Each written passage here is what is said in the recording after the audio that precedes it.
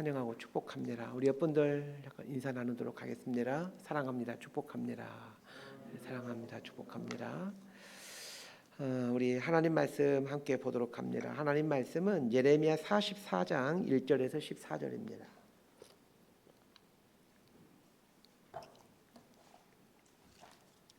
예레미야 44장 1절에서 14절까지 말씀 번갈아 가면서 읽습니다. 제가 먼저 읽겠습니다. 애굽 땅에 사는 모든 유다 사람 곧 믹돌과 다바네스와 놋과 바드로스 지방에 사는 자에 대하여 말씀이 예레미야에게 임하니라. 이르시되 만군의 여호와 이스라엘의 하나님께서 이와 같이 말씀하시니라. 너희가 예루살렘과 유다 모든 성읍에 내린 나의 모든 재난을 보았느니라. 보라, 오늘 그것들이 황무지가 되었고 사는 사람이 없나니 이는 그들이 자기나 너희나 너희 조상들이 알지 못하는 다른 신들에게 나아가 분향하여 섬겨서 나의 노여움을 일으킨 악행으로 말미암음이라. 내가 나의 모든 종 선지자들을 너희에게 보내되 끊임없이 보내어 이르기를 너희는 내가 미워하는 이 가증한 일을 행하지 말라 하였으나 그들이 듣지 아니하며 귀를 기울이지 아니하고 다른 신들에게 여전히 분향하여 그들의 악에서 돌이키지 아니하였으므로 나의 분과 나의 노여움을 쏟아서 유다 성읍들과 예루살렘 거리를 불살랐더니 그것들이 오늘과 같이 폐허와 황무지가 되었느니라. 만군의 하나님 이스라엘의 하나님 여호와께서 이와 같이 말씀하셨느니라. 너희가 어찌하여 큰 악을 행하여 자기 영혼을 해하며 유다 가운데에서 너희의 남자와 여자와 아이와 젖먹는 자를 멸절하여 남은 자가 없게 하려느냐. 어찌하여 너희가 너희 손이 만든 것으로 나의 노여움을 일으켜 너희가 가서 머물러 사는 애굽 땅에서 다른 신들에게 분향함으로 끊어버림을 당하여 세계 여러 나라 가운데에서 저주와 수치거리가 되고자 하느냐. 너희가 유다 땅과 예루살렘 거리에서 행한 너희 조상들의 악행과 유다 왕들의 악행과 왕비들의 악행과 너희의 악행과 너희 아내들의 악행을 잊었느냐. 그들이 오늘까지 겸손하지 아니하며 두려워하지도 아니하고 내가 너희와 너희 조상들 앞에 세운 나의 율법과 나의 법규를 지켜 행하지 아니하느니라. 그러므로 만군의 여호와 이스라엘의 하나님께서 이와 같이 말씀하시니라. 보라, 내가 얼굴을 너희에게로 향하여 환난을 내리고 온 유다를 끊어버릴 것이며 내가 또 애굽 땅에 머물러 살기로 고집하고 그리로 들어간 유다의 남은 자들을 처단하리니 그들이 다 멸망하여 애굽 땅에서 엎드러질 것이라. 그들이 칼과 기근에 망하되 낮은 자로부터 높은 자까지 칼과 기근에 죽어서 저주와 놀램과 조롱과 수치의 대상이 되리라. 14절까지 함께 읽습니다. 내가 예루살렘을 벌한 것 같이 애굽 땅에 사는 자들을 칼과 기근과 전염병으로 벌하리니 애굽 땅에 들어가서 거기에 머물러 살려는 유다의 남은 자 중에 피하거나 살아남아 소원대로 돌아와서 살고자 하여 유다 땅에 돌아올 자가 없을 것이라. 도망치는 자들 외에는 돌아올 자가 없으리라 하셨느니라. 아멘. 오늘 본문인 예레미야 44장은 애굽에 있는 남유다 백성들에 대한 예레미야 선지자의 선포입니다. 먼저 왜 애굽의 남유다 백성들이 살게 되었는지에 대한 선지식이 필요하겠죠. 42장과 43장을 보게 되면 남유다가 바벨론에게 멸망당한 이후에 그 남유다에 남아있던 자들이 애굽 땅으로 오게 되는 그 과정을 설명해 주고 있습니다. 남유다가 바벨론에 의해 멸망당한 때와 그 이후에 있는 사건에 대해서는 사실은 우리가 잘 다루지 않는 부분들이기에 많은 분들이 이 시기에 어떤 일이 일어났는지 잘 모르고 있습니다. BC 586년은 남유다가 바벨론에 의해 완전히 패망당한 때입니다. 예루살렘 성이 다 무너지고 성전도 무너지던 해가 BC 586년도입니다. 바벨론은 예루살렘 성을 무너뜨리고 성전을 회파한 다음에 왕족들과 귀족들은 다 죽이죠. 그리고 일반 백성들 또 대부분을 죽이고 살아남은 사람들은 포로로 잡아가고 그리고 빈민들과 배우지 못한 사람들 중심으로 그 남유다 땅에 남아있도록 합니다. 그리고는 이제 그다리아라는 사람을 세워서 그 남유다 땅에 남아있는 사람들을 통치하도록 하죠. 자, 그런데 이때 왕족이면서 시드기야 왕 때 군대 장관이었던 그 이스마엘이라는 사람이 이 암몬의 사주를 받고 그다라 총독을 암살하게 됩니다. 이 그다라 총독만 암살한 게 아니라 남유다에 주둔하고 있던 바벨론 군사들까지 죽이고 맙니다. 요하난이라는 군 지휘관이 이스마엘을 추격하여 암몬으로 내몰긴 했지만 문제는 바벨론이 이 남유다를 가만히 두지 않을 것이라는 겁니다. 바벨론이 세운 그다라 이 총독을 암살했지. 또한 그 남유다에 주둔하고 있었던 바벨론 군사들을 또 죽였기에 바벨론 입장에서는 새로운 총독과 군사를 보내 그달의 암살 사건과 바벨론 군사들을 죽인 사건에 관련된 사람들을 아마도 전부 죽일 겁니다. 이런 상황에서 이 요한안과 남유다에 남아있던 백성들은 애굽으로 차라리 도망가는 게 낫겠다 생각하고 애굽 망명을 결정합니다. 물론 예레미야를 통해서 애굽으로 가는 것이 하나님의 뜻이 아니라는 것을 분명하게 들었음에도 불구하고 애굽으로 내려오게 됩니다. 이때 요한안과 요한안을 따르는 남유다 사람들은 예레미야와 예레미야의 서기관인 바룩도 데리고 애굽으로 오게 됩니다. 강제적으로 끌고 왔는지 아니면 예레미야와 바룩이 자발적으로 애굽으로 왔는지는 알 수 없지만 아마도 반강제적으로 끌고 오지 않았을까 싶습니다. 애굽에 온 요한안과 남유다 사람들은 이 다바네스라는 곳에 정착하게 됩니다. 그러다가 어느 정도 시간이 지나면서 이제 안정을 찾게 되고 그래서 애굽 각 지역으로 이제 흩어져서 살게 됩니다.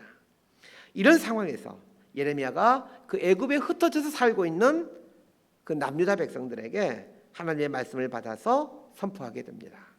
애굽에 흩어져 살고 있는 남유다 백성들에게 해주는 하나님의 말씀이 오늘 본문 예레미야 44장 말씀입니다.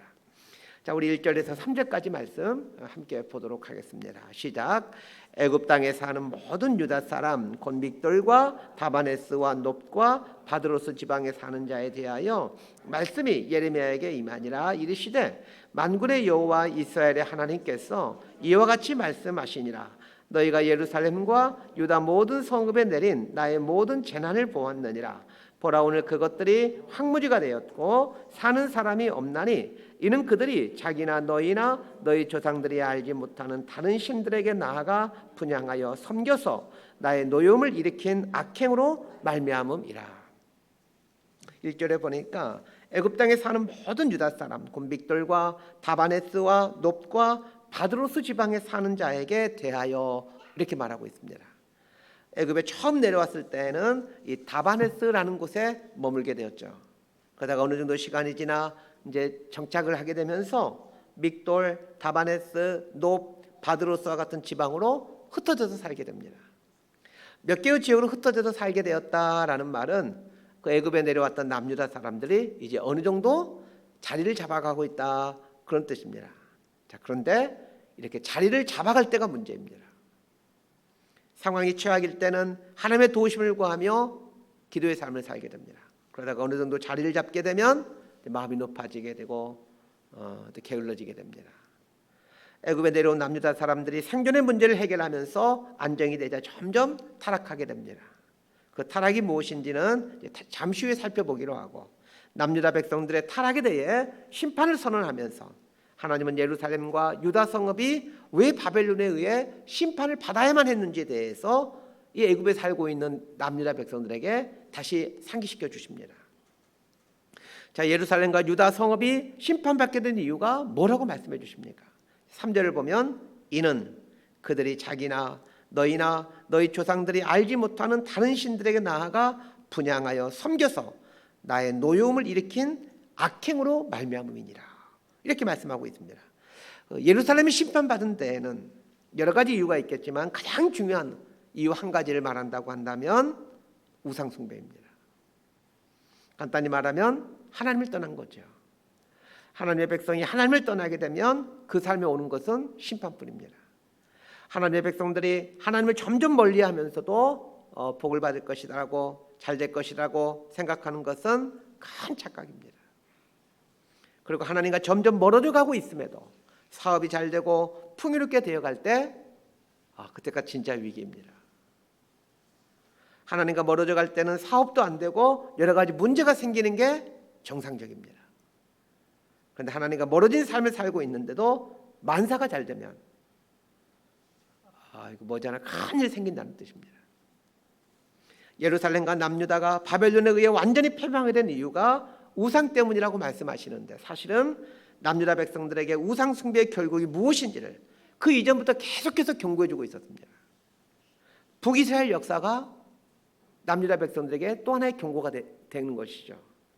북이스라엘이 하나님을 떠나 우상을 숭배하자 아수르에 의해서 철저히 파괴되도록 하십니다. BC 930년에 남유다와 북이스라엘이 갈라지게 되어지죠. 930년에 이제 갈라지게 되면서 북이스라엘이 그때부터 계속해서 722년까지 약 150년 동안 북이스라엘 역사가 지속되는 동안 북이스라엘은 계속해서 우상을 섬깁니다. 그걸 남유다 사람들은 보고 있는 거죠. 그리고 그 우상을 섬긴 대가가 무엇인지, 그 결과가 무엇인지를 하나님께서 보여주시죠. 아수르를 통해서 북이스라엘을 멸망시켜버리는 겁니다. 그러면 남유다 백성들은 북이스라엘에 행해진 이 하나님의 심판을 보면서 반면교사로 삼아 정신 차리고 하나님께 돌아와야만 했습니다. 그러나 그들은 돌아오지 않죠. 물론 북이스라엘이 아수르에게 멸망당한 후 남유다의 히스기 왕 때, 그리고 요시야 왕 때 일시적으로는 돌아오는 것처럼 보이는 그런 운동들이 일어나게 됐지만, 그러나 몇 년 가지를 못했습니다. 북이스라엘을 철저히 유린당하는 모습을 보면서도 우상 숭배의 결과가 얼마나 끔찍한지를 그 북이스라엘의 멸망을 보면서도 잠깐은 정신 차리는 것 같았지만 그리 오래 가지를 못했습니다. 그만큼 우상 숭배는 아주 매력적인 일이고 죄를 짓는 일은 재밌는 일입니다.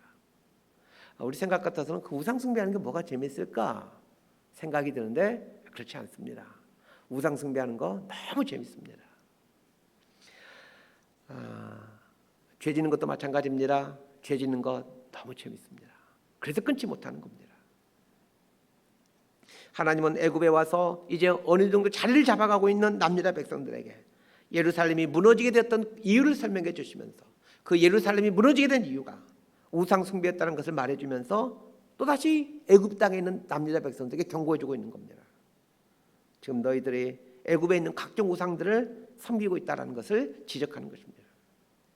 애굽에 와서 우상 숭배하고 있다는 내용이 이제 7절부터 등장하게 됩니다. 우리 7절부터 10절까지 말씀 함께 보도록 하겠습니다. 7절에서 10절까지입니다. 시작. 만군의 하나님 이스라엘의 하나님 여호와께서 이와 같이 말씀하셨느니라. 너희가 어찌하여 큰 악을 행하여 자기 영혼을 해하며 유다 가운데에서 너희의 남자와 여자와 아이와 젖먹는 자를 멸절하여 남은 자가 없게 하려느냐. 어찌하여 너희가 너희 손이 만든 것으로 나의 노여움을 일으켜 너희가 가서 머물러 사는 애굽 땅에서 다른 신들에게 분향함으로 끊어버림을 당하여 세계 여러 나라 가운데에서 저주와 수치거리가 되고자 하느냐.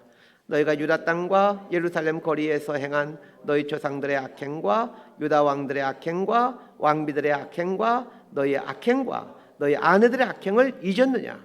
그들이 오늘까지 겸손하지 아니하며 두려워하지도 아니하고 내가 너희와 너희 조상들 앞에 세운 나의 율법과 나의 법규를 지켜 행하지 아니하느니라.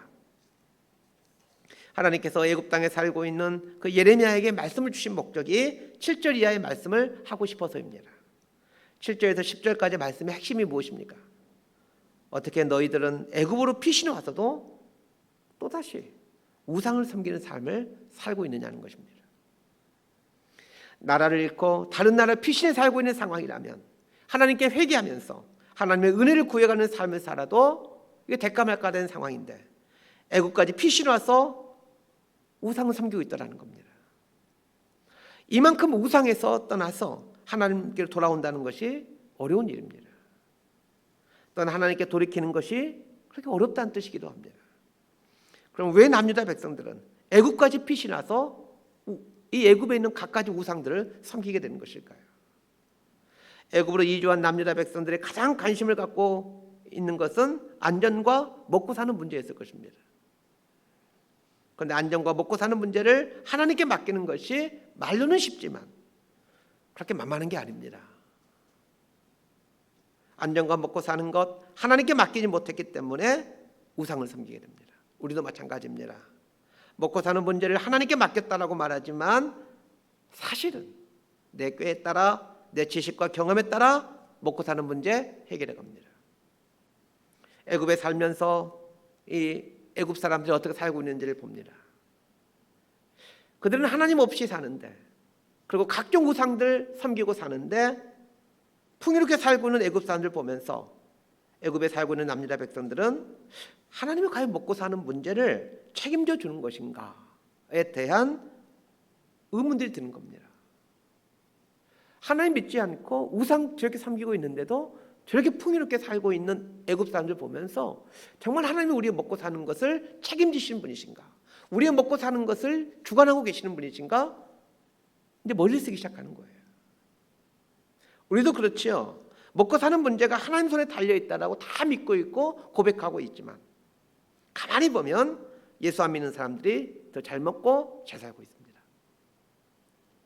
이걸 보면서 먹고 사는 문제에서 하나님께 맡긴다는 것은 굉장한 모험입니다. 각종 우상을 섬기고 있는 사람들이 풍요롭게 사는 걸 보면서, 그리고 하나님을 믿는다고 하는 자신들은 어렵고 힘들게 사는 걸 보면서 과연 먹고 사는 것을 하나님께 맡길 수 있는 사람이 몇이나 되겠습니까? 그런 면에서 저는 애굽 땅으로 피신간 남유다 사람들이 우상을 섬기고 있는 게 이해가 됩니다. 아마 저도 저 상황에 처해 있다라면 분명 우상을 섬기고 있겠구나라는 생각이 듭니다. 그러면서 10절 말씀에 보면 하나님을 믿는 신앙이 어떤 모습인지를 하나님께서 말씀해 주고 있습니다. 자, 10절에 보니까 이렇게 말해 주고 있습니다. 그들이 오늘까지 겸손하지 아니하며 두려워하지 아니하고 내가 너희와 너희 조상들 앞에 세운 나의 율법과 나의 법규를 지켜 행하지 아니하느니라. 자, 이 구절을 보면 하나님을 믿는 신앙이 무엇인지를 알게 됩니다. 10절 상반절에 보면 겸손하지 아니하며 두려워하지 아니하고 이렇게 말하고 있습니다. 겸손하지 아니하며, 이 말을 회개치 아니하며 이렇게 번역하는 게 조금 더 나은 번역인 것 같습니다. 왜냐하면 이 겸손이라는 단어가 이 다카라는 단어에 대한 번역인데, 이 다카라는 단어의 뜻은 부서뜨리다, 박살내다, 깨지다 이런 뜻입니다. 그러니까 10절 상반절을 원문대로 번역하면 그들이 오늘까지 자신을 부서뜨리지 아니하며 이렇게 번역할 수 있습니다. 남유다가 완전히 패망하고 애굽에 피신을 와서 겨우 살고 있다면, 지난날 죄악 속에 살았던 삶들을 완전히 깨트리고 부서뜨리는 삶, 즉 회개의 삶을 살아야 되는데 이 애굽 땅에 온 남유다 사람들이 그렇지 않더라는 것입니다. 그러면서 하나님을 두려워하지 않기에 각종 악을 행하며 살더라는 겁니다. 자, 이걸 통해서 하나님 믿는 신앙의 모습이 어떤 모습인지를 알게 됩니다. 하나님 믿는 신앙은 계속해서 회개의 삶을 사는 것이요, 하나님을 경외해가는 삶을 사는 것입니다. 더 나아가 말씀을 지켜 행하는 삶을 사는 것이다. 하나님 그렇게 말씀하십니다. 10절에서 말하고 있는 내용이 하나님을 믿는 그 삶의 표준이라 할 수 있습니다. 지속적으로 회개의 삶을 살며, 그리고 하나님을 경외하며, 그리고 말씀을 지켜 순종해가는 삶. 우리 기독교인들의 삶을 이보다 더 분명하고 정확하게 설명해 준 구절은 없는 것 같습니다. 남아있는 남유다 백성들이 이 회개의 삶, 하나님을 경외하는 삶, 말씀을 지켜 행하는 삶을 살 것을 하나님은 기대하셨지만, 그러나 애굽으로 망명한 남유다 백성들은 이 하나님의 기대와 정반대의 삶을 살아갑니다. 하나님의 기대와 정반대의 삶에 따르는 것이 심판입니다. 자, 11절에서 14절까지 말씀 함께 보겠습니다. 시작. 그러므로 만군의 여호와 이스라엘의 하나님께서 이와 같이 말씀하시니라. 보라, 내가 얼굴을 너희에게로 향하여 환란을 내리고 온 유다를 끊어버릴 것이며, 내가 또 애굽 땅에 머물러 살기로 고집하고 그리로 들어간 유다의 남은 자들을 처단하리니 그들이 다 멸망하여 애굽 땅에서 엎드러질 것이라. 그들의 칼과 기근에 망하되 낮은 자로부터 높은 자까지 칼과 기근에 죽어서 저주와 놀램과 조롱과 수치의 대상이 되리라. 내가 예루살렘을 벌한 것 같이 애굽 땅에 사는 자들 칼과 기근과 전염병으로 벌하리니 애굽 땅에 들어가서 거기서 머물러 살려는 유다의 남은 자 중에 피하거나 살아남아 소원대로 돌아와서 살고자 하여 유다 땅에 돌아올 자가 없을 것이라. 도망치는 자들 외에는 돌아올 자가 없으리라 하셨느니라. 하나님을 떠나 우상을 섬김으로 예루살렘이 그렇도록 처참하게 파괴되는 것을 똑똑히 경험했으면서도, 그래서 애굽으로 피신해서 겨우 목숨을 부지해야 되는 비참한 상황에 있으면서도 조금 살만해지니까 이제 목숨 부지하게 되었으니까 다시 우상을 섬기고 있는 그 남유다 백성을 보면서 하나님은 심판을 선언하십니다. 그들은 다 멸망하여 애굽 땅에서 엎드려질 것이다. 무지막지한 말씀하십니다. 내가 그들을 처단할 것이다. 아주 굉장히 끔찍한 말들 아닙니까? 하나님께서 이 남유다 백성들, 이스라엘 백성들을 이렇게 심판하겠다고 말씀하십니다. 그리고 이 심판에 대한 선언처럼 정말로 기원전 568년에서 566년 그 어간에 바벨론의 느부갓네살 왕이 애굽을 침략하게 됩니다. 그리고는 애굽뿐만 아니라 애굽 땅에 살고 있는 남유다 백성들까지 아주 처참하게 오늘 말씀처럼 처단해 버립니다. 말씀 정리합니다. 망하는 이유는 하나입니다. 하나님을 떠나 살면 망합니다. 하나님을 떠난다는 것은 우상을 숭배하는 모습으로 나타나고 그리고 악을 행하는 모습으로 나타나고 그리고 말씀과 상관없이 사는 모습으로 나타납니다. 하나님을 떠난다는 게 그런 거예요. 우상을 섬기는 것, 또 악을 행하며 사는 것, 그런 말씀에서 떠나서 살아가는 것, 이런 게 하나님을 떠난 삶의 모습입니다. 자, 오늘 본문에서 하나님을 믿고 섬기는 모습이 무엇인지를 보여주고 있습니다. 지속적인 회개의 삶을 사는 것이요, 하나님을 두려워하기에 악에서 떠난 삶을 사는 것이고, 그리고 말씀을 지켜 행하는 삶, 이것이 하나님을 믿는 삶의 모습입니다. 그렇다면 우리는 오늘 이 말씀 앞에서 나는 지속적으로 회개의 삶을 살고 있는가, 그리고 하나님을 두려워함으로 악에서 떠난 삶을 살고 있는가, 그리고 말씀을 지켜 행하는 삶을 살고 있는가, 이 잣대를 내 자신에게 들이댈 줄 알아야 합니다. 이런 습관이 내 몸에 배이게 될 때 우리는 하나님의 온전한 백성으로, 그리고 점점 하나님을 경외하는 사람으로 바뀌어가며 결국은 하나님의 복을 누리며 사는 백성으로 살아가게 됩니다. 이런 복된 삶을 살게 되는 저와 여러분의 삶이 되기를 진심으로 소망하고 축복합니다. 기도하겠습니다. 하나님 아버지, 하나님에게서 떠나면